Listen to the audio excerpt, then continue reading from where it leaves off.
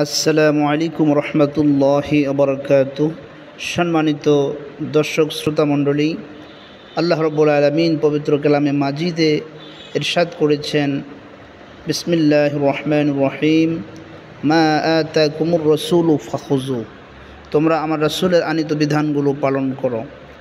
রাসূল সাল্লাল্লাহু আলাইহি ওয়াসাল্লাম বলেন, আমি তোমাদের মাঝে দুটি জিনিস রেখে যাচ্ছি, একটি হলো আল্লাহর কালাম, আরেকটি হলো আমার সুন্নাহ। তো সম্মানিত দর্শক এবং শ্রোতা মণ্ডলী, আমরা প্রতিনিয়ত চলার পথে রাসূলের কোনো না কোনো সুন্নত রয়েছে, প্রত্যেকটি কাজকর্মে এবং লেনদেনের শামিল রয়েছে। তো আমরা যেমন গোসল করতে যাই, যেমন গোসলের একটি দোয়া রয়েছে, ঠিক তেমনিভাবে অজু করলে অজুর দোয়া আছে, খাবার খেতে গেলে খাবারের দোয়া আছে, খাবার শেষে দোয়া আছে।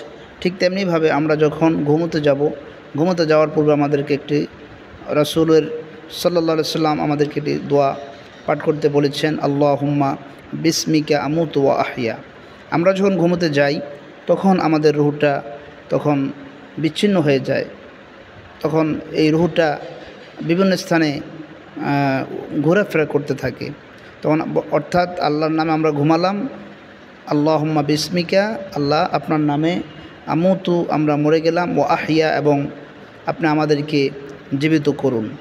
তো তখন আমরা আল্লাহ পাকের জিম্মায় চলে যাব। আল্লাহ পাক রব্বুল আলামিন আমাদেরকে ঘুমোতে যাওয়ার পূর্বে আমরা যেন দোয়াটি পাঠ করতে পারি। আমাদের সকলকে তৌফিক দান করুক, আমিন। এই আমলটি আমরা প্রতিনিয়ত এবং নিয়মিত আদায় করার চেষ্টা করব ইনশাআল্লাহ।